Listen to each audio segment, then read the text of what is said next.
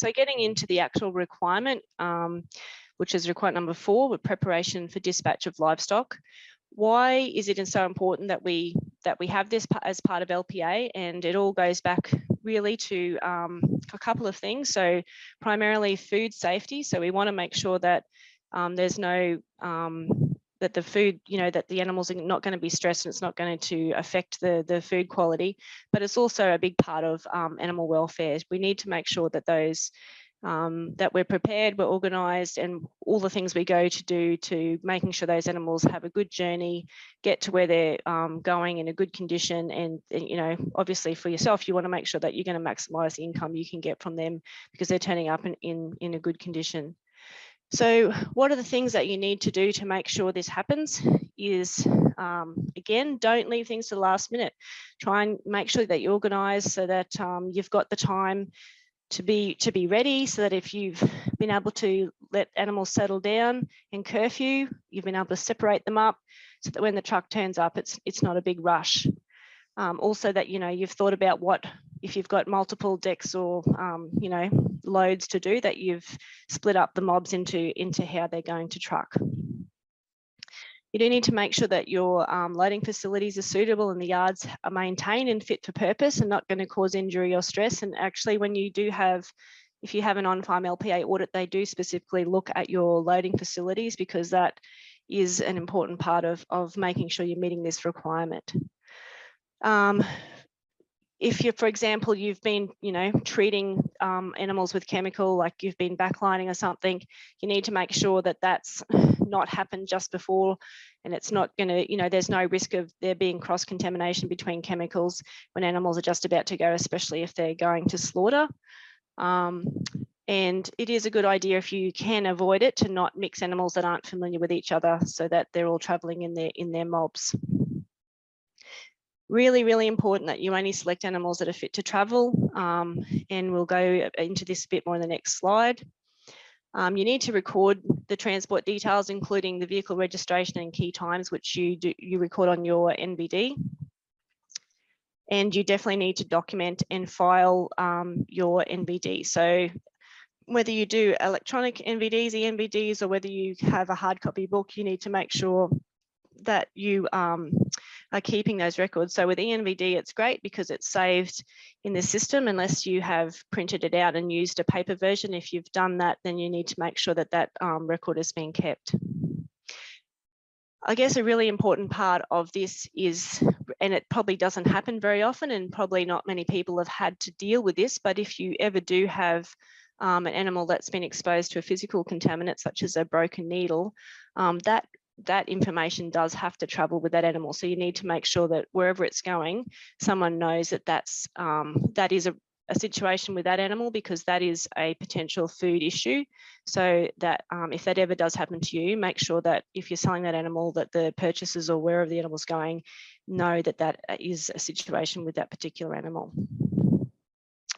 So as I mentioned, we're going to talk a little bit about the fit to load. So hopefully you've all seen this guide. If you haven't, we're going to send you a link so that you can download it. But it's also available well, I think you can order it for free. Actually, I'm not sure if it's free or whether you have to pay for the copy. But if you go to any event where MLA is there, it's normally there because it's probably the most popular publication MLA has put out.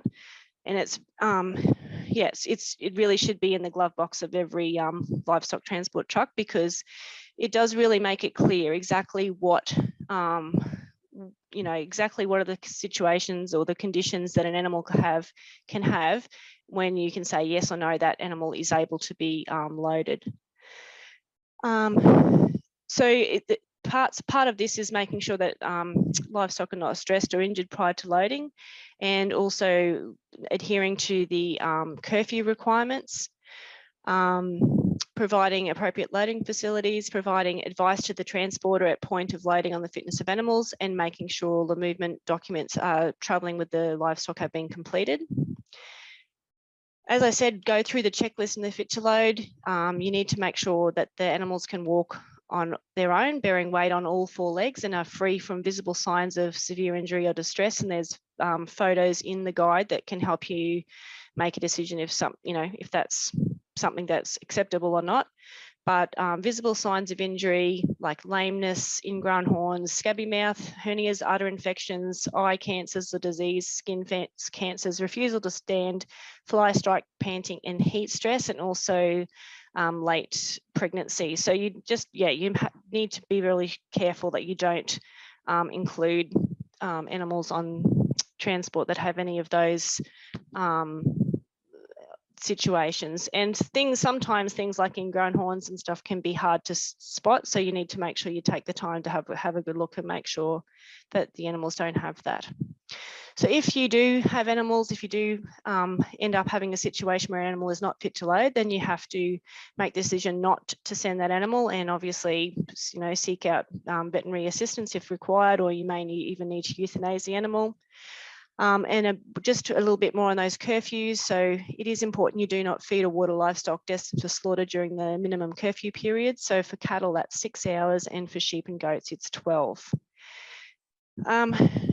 Choose transport operators who operate in accordance with the quality assurance program. So Truck Safe is probably the most well-known one, because the transporters that are part of that program, they are making that effort to make sure that they're, meeting those standards. But if if whatever transporter you use, make sure that they're competent and they have a good facilities, good vehicles, and that they're keeping their vehicles safe and clean, and making sure that they're going to give your animals the best trip that they can. So there is templates, and we're talking back about recording, that what are the recording that goes with this requirement. And this is an example of, with just the recently updated LPA template in preparation of livestock for dispatch. Now, all of this information is also captured on your NBD, apart from, I guess, the yarding time. So you can keep your NBDs as records. Not everyone goes to the effort of filling out these templates as well, but I think they're a really good idea, because it just gives you all your movements in one simple place, rather than saying you're getting an audit and they want to have a look at all your records. You've got them all there, rather than having to go through your NBD book.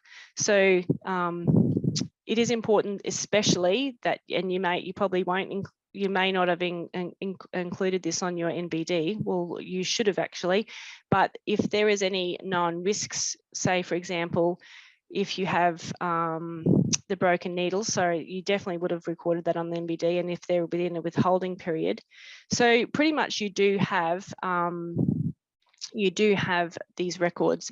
So just another column that two columns actually we've added to this template in the refresh of it. There's now a column to say, were the animals fit to load? And then this column beside that says, do all livestock have NLIS devices applied? So if you were going to use this template, it could be a good one if you've got staff loading for you, and just to remind them to make sure that all animals going onto the truck have a NLIS tag, and also just double checking that they have made sure that everything is fit to load. So moving on to requirement number 5, which is livestock transactions and movements. And why is it important that this requirement is part of our LPA? Well, basically, doing this properly and keeping your records and following all the requirements for this section ensures that treatments and exposure to food safety hazards are traceable. So if there is a food safety issue, if one does occur and your livestock are not traceable, then the source of the problem may be impossible to identify. So all livestock need to be fully traceable to allow a fast and efficient response. How can you meet this requirement? You need to record all livestock movements. You need to keep records of animals purchased within withholding periods or export slaughter intervals, and you need to document animals that may have been exposed to physical contaminants. So just going back to this slide is really all about where LPA and NLIS come together, because the traceability is through the NLIS system, but the information about the history of the animal and what it's been treated. So we talked about a food safety issue. If the food safety issue was to do with contamination, then they need to go back to the NVDs to see what's the history that goes with those animals. So we need the traceability, and we need the LPA information that goes on the NVD. So as I said in the last slide, you do need to complete, if you're an LPA accredited producer, you do need to use an LPA NVD for all transfers between different PICs. So that could be from, from your property to another property with a different PIC, or from your property to a sale yard or a processor or somewhere else. So even though in some circumstances, in some states, other movement records are allowed, if you're accredited with LPA, then you have committed to always using an NVD for all those transfers between different PICs. And the other thing you must do, and it's an agreement with NLAS, so it's a statutory requirement with your state, within your state legislation, but it's also an agreement you've made with LPA that you will make sure the transfer onto your PIC has been completed. Again, you are responsible for that if you are the receiver, and the transfer is not being completed by a sale yard or a processor. If you're a receiver and the animals are coming from a private purchase, then you need to make sure that that transfer has been done. And the other thing about NVDs, it's really important when you're receiving livestock that you do keep those copies. So it's pretty easy to keep the ones that you're sending, because you're either got them saved in your online in your ENVD, or you've got the book. But for all the animals, the livestock that you purchase, make sure that you do receive an NVD. We've had questions, a few webinars lately, people saying, I didn't get an NVD, what do I do? Make sure you get one. You really need to have that information. And so always when you're receiving animals, make sure you receive the NVD and follow it up if you don't get one. So we're just talking about NVDs, and the most important thing that you need to do is make sure that they are clear, complete and correct. And we're going to go into a little bit more information about this and into the next few slides. So just going into some of the questions on the NVD that often the ones we're going to focus on are the ones where people generally need a hand. And these are the questions about animals' history, because most of the NVD is pretty easy to fill out, but the questions about animals' history sometimes trick people up. So it's really important that you get them right. And because this information is crucial for food safety and market access. So the key is to stay on the safe side. And if you're in doubt about something about food safety, then tick yes, so that you're declaring that there could be a risk with those animals because you're unsure. One of the updates to the NVD when the new versions came out last year was that the number of electronic devices in the consignment for sheep was included. And this is included because of the move to mandatory use of EID in Victoria, and it is being increasingly used in other states. So that was an addition. So don't forget to fill that in if you're filling in a sheep NVD. Another place where people get a bit tricked up sometimes is when the destination and the consigned to are different. You do need to write the name and the person, the name of the person or the business the livestock being transferred to. And you do, if the destination is different to that, then you need to write the full address of where the livestock will be delivered. And the destination PIC needs to be included. So destination PICs are mandatory in WA and Tasmania, so you do need to make sure you include them.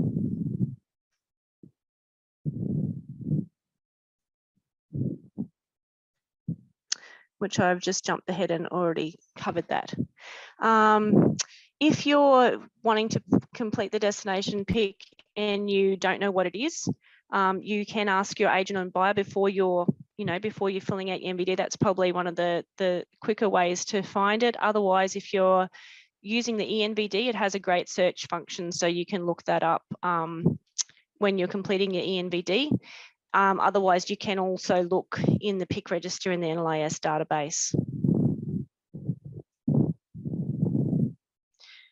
On the cattle NVD, is really, really important to declare if cattle have been treated with hormonal growth promotants in their lifetime. And our integrity insight tip on the slide there is that if cattle have been treated with an HGP, that you must identify them with that triangular ear punch. So that's really important because HGP is one of the, can really affect a market if there was a mistake made and a HGP animal got through and accidentally ended up in a supply chain that didn't accept HGP animals. So that's really, really important. On the sheep NVD, you need to check records, your LPA records, like the treatment records, to see if the animals have been treated with a scabby mouth vaccination. So there's a question about that in a time frame. So you need your records to check. If you have bred the livestock question, probably the most common way this is answered incorrectly is people ticking yes and no.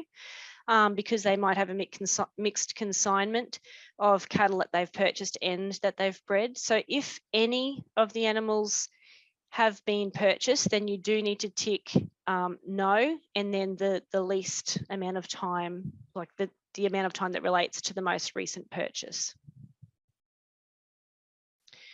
As I said before about if you're unsure, declare the risk. So if you're not sure about the chemical or the veterinary treatments, if they're in a withholding period, if they've been fed, fodder that was in a withholding period or been treated with something, then declare the risk and tick yes and say there is risk because you're not sure.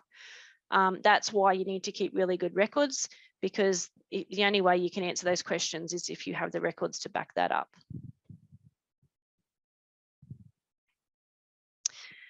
Something everyone should know when you're a red meat producer is that animals are not allowed to be fed RAM, because this is part of your declaration. You're declaring that none of the animals have ever been fed RAM products, which are animal products, which include meat and offal, animal fats, blood, meat, bone, or blood meals. So it's really important that you make sure that is the situation for your animals. The declaration, it is a statutory declaration, so like it's a legal document. You do need to fill it out carefully, make sure it's complete and correct. And the declaration pretty much is your guarantee that you're meeting the LPA requirements and that everything has been completed correctly, and that the animals again have not had access to restricted animal material.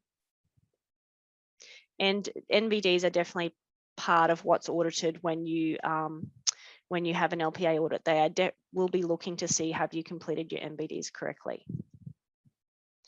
So just before, when I talked about a mixed consignments, you may have a mixed consignment between bred, homebred and purchased animals, or you could have a mixed consignment in any of the other questions. So some animals have had a treatment, some haven't.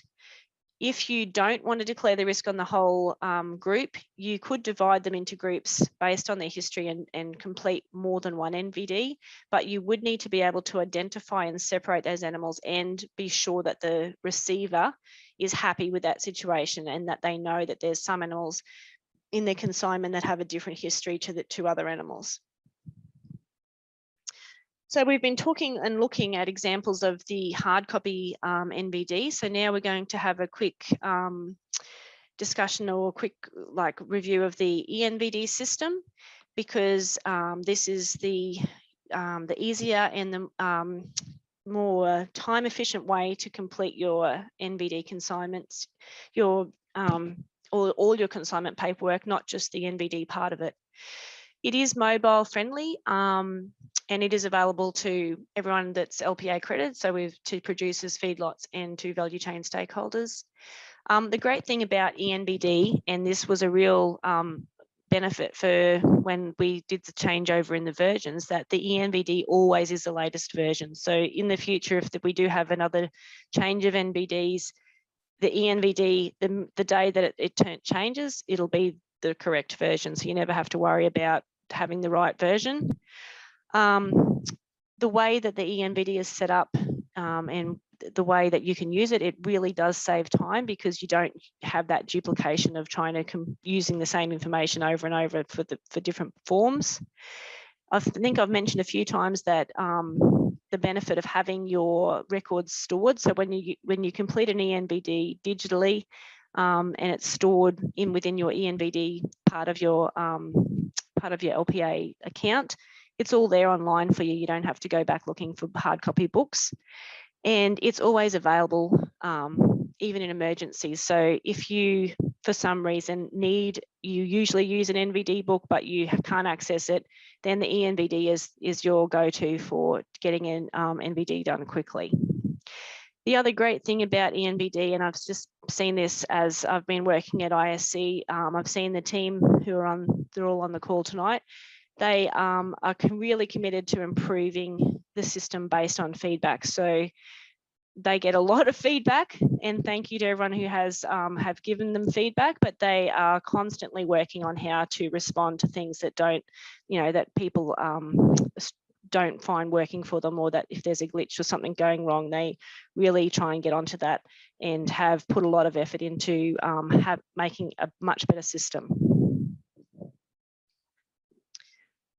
Just to recap some of those benefits. So as I said before, it's not just for completing your NVD, it's also where you can complete your health declarations, if you're feedlotter, your NFAS,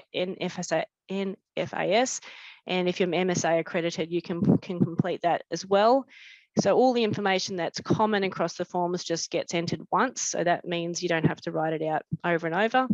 You can set up templates for common consignments. So if you're sending livestock regularly to a particular location, or even regularly you're sending the same class and type of livestock, you can set all those templates up. So you just go, this is what I want to do, and it's pretty much all mostly filled in. You just have to answer those other history questions.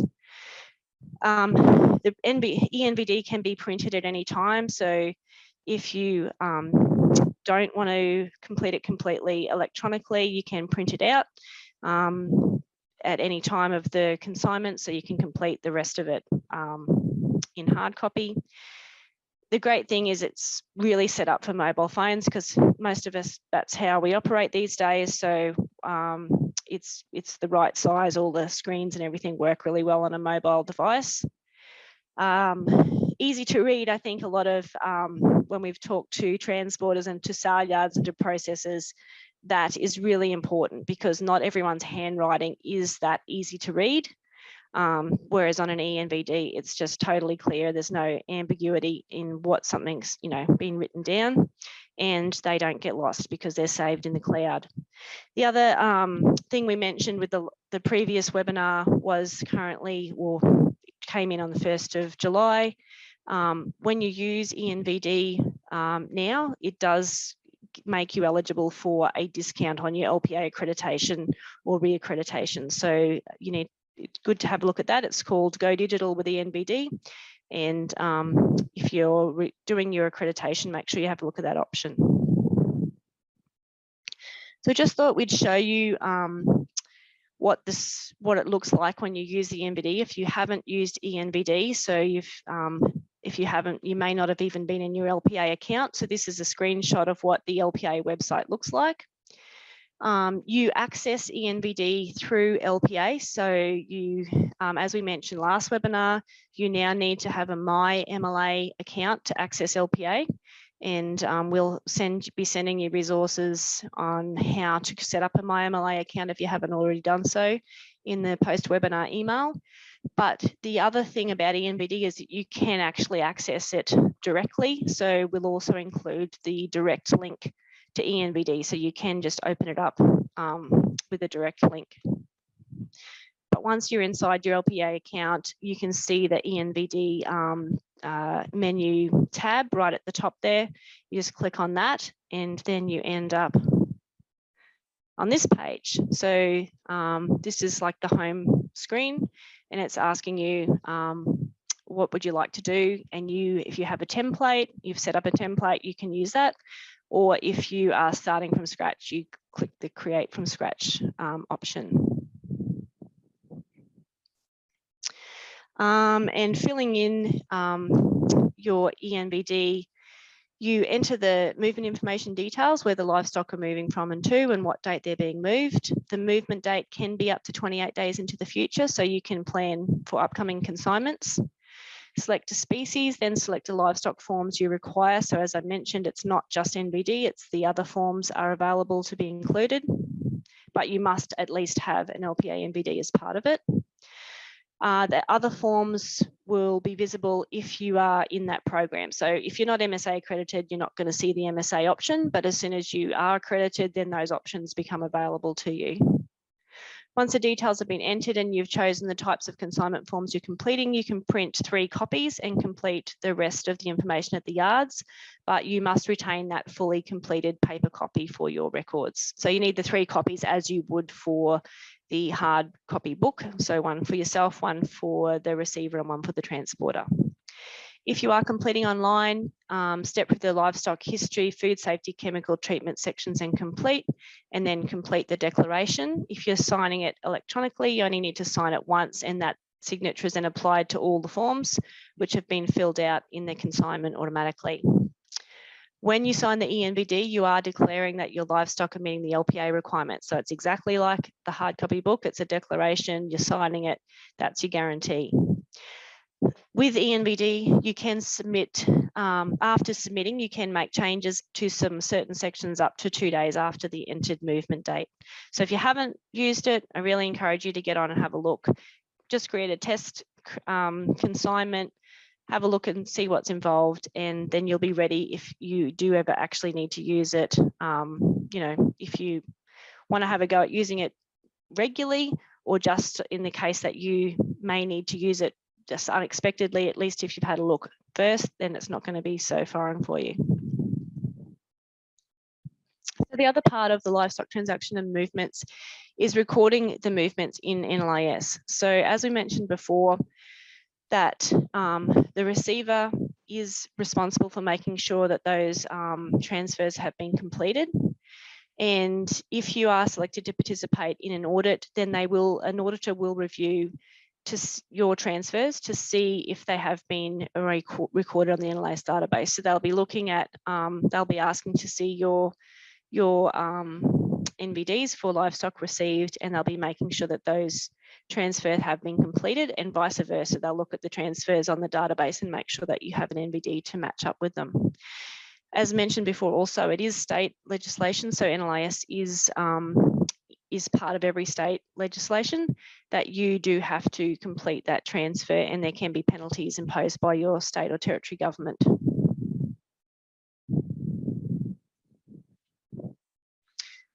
So here's a template, and it's recently updated for livestock purchases and movements. Again, most of this information is on your NBD, so you may choose to use your NBD as the record. So all of that information is on your NBD, but if you want a sort of a consolidated place to keep them all together rather than having to go back through your filing cabinet, because these are the for cattle that have, livestock that have come on, it's really handy to have one place, because often you are going back to look for that information for other reasons.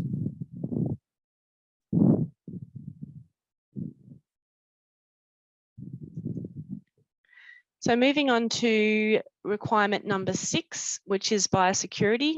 So here we're going for time. I have to speed it up a little bit.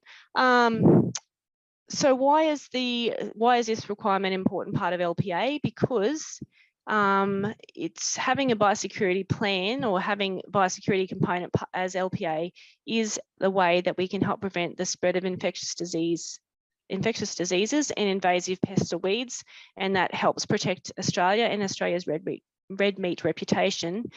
It also helps protect your livelihood, because you know, getting caught up in a disease outbreak or pests and problems can really impact on your productivity. So it's partly our reputation, but it's also because it does have an impact on your bottom line. An emergency animal disease outbreak such as foot and mouth would have massive consequences for every person working in our industry. And I guess frontline people like producers, staff that are working with livestock every day are actually our best defence in managing the spread of disease. So it's really important everyone's observant and vigilant and know what to do if you suspect a problem. So what do you need to do to meet this requirement? You need to keep a formal documented farm biosecurity plan, which can be completed digitally in your LPA account. Now, remember, your biosecurity plan is relevant to your property or your farm. So whatever, every farm and property is different. So the risks that you have that you need to consider about and that you need to manage, the biosecurity risks that are relevant to you will be, you need to think about what's relevant for your situation, and it's not just a cookie cutter plan. You've got to think about what's relevant for you, because that may not be relevant for other people. If you can, make sure you can receive a livestock health declaration or an equivalent for any introduced livestock, and have systems in place to notify authorities if there is an unusual disease, illness or mortality. So the emergency animal disease hotline number is there.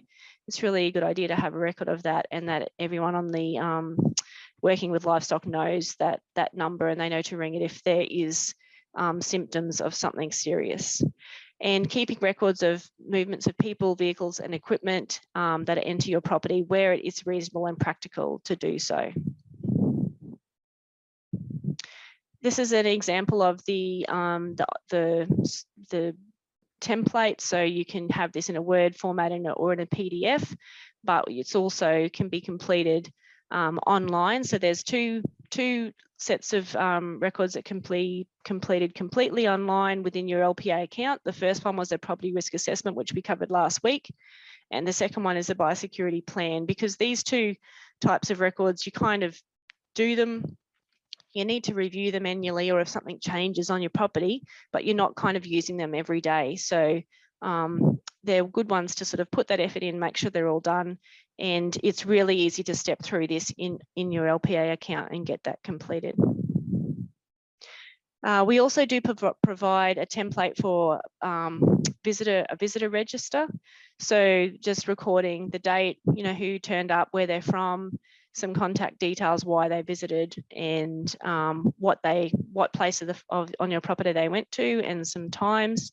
There are records that include a place for visitors to sign, but that's, if you have a biosecurity plan and you have templates that have other requirements, or you might have done one through your state DPI, template might be slightly different. That's okay, but you just need to basically capture who's visiting and why, and the date and time. Oops. The seventh requirement area and the last requirement area is animal welfare. And this is important so that we can ensure that the handling of livestock throughout Australia and throughout our industry is consistent with the requirements within the Australian Animal Welfare Standards and Guidelines, which help make sure that we meet the expectations of customers and consumers around the world, because animal welfare is extremely important to them. And having these standards included in the program clearly communicates the Australian red meat industry commitment to providing excellent animal welfare outcomes, and helps provide that marketing advantage in a global market. If you haven't looked at them for a while, and I hope you all have, because it is a requirement of LPA that you are familiar with the what's involved in the standards and guidelines for whatever species you have. So if you have both cattle and sheep, or sheep or goats, whatever you've got, you need to be familiar with what's inside those guidelines. I think most people would agree they're pretty simple to understand. Like it might seem daunting, like might feel like it's going to be like legislation, but they're written in a really simple to understand and practical language, and they just really clearly define the roles that we all need to play to ensure the animals we're responsible for are receiving the best possible care. Now, one thing I'd like to really stress, if there is someone in your business or within your operation that's doing most of the paperwork, and they end up doing the LPA, paperwork and requirements and the learning and the accreditation, that's fine, as long as everyone that's in the business is aware of what has been agreed to and what the requirements are. And this is a sort of a classic one where whoever's done the accreditation has had a look at the standards and guidelines, but they haven't made sure that everyone in the business actually is aware of them. So it's really important that everyone who is responsible for livestock knows what's in these standards and guidelines, because that's who they're directed at. So it's about what you do every day with the animals that are in your care. So that's one of the key points. Make sure that staff are familiar with the standards and guidelines and that they have been trained in a manner that are consistent with them. Obviously, regularly inspecting livestock on the property and having procedures in place to deal with sick or injured livestock is really important. So when you're audited, you do need to have a you need to show that you have access to this. You don't have to have a hard copy, but you just need to demonstrate that you have access to it. It could just be the online version, but if you've downloaded it, then you can make sure that everyone has been able to have a look at it. So once you have completed the learning modules and you completed the animal welfare learning module in LPA, you do receive this certificate of completion, and it's important that you have that because if you are LPA audited, then that's one of the requirements is that you have completed the training, so that someone in the business has completed the training. So please make sure when you're doing your accreditation that you complete that learning module in animal welfare. So there are a lot of resources that can help you manage your LPA requirements, and the LPA fact sheets and checklists are one example of some of the resources that we have, and we will be giving you lots of links to all of our resources in the post-webinar email. As we covered a little bit last time and also mentioned a few times tonight, the LPA learning modules give you the overview of all the requirements for LPA. And I would really encourage anyone who is in your business or is responsible for handling livestock on your property to be familiar with the content in each of these modules. The website, as I mentioned, is a great place to get information. So you've got a whole heap of information about LPA on the ISC website, but you also don't forget that when you log into your LPA website, that's where you can access the templates. If you want to upload some of your record keeping or all of your record keeping into your LPA account, you can do that. As we talked about last week, you can download templates, complete them, scan them and upload them, or you can complete the biosecurity plan and the property risk assessment completely online. And we are across the social and digital channels and do send you the Integrity Matters newsletter every month. So I hope you've been enjoying the articles we've been having lately. We've had quite a bit of feedback on the sort of integrity insights, the integrity tips articles that are really focusing on the things that you need to do to meet your requirements.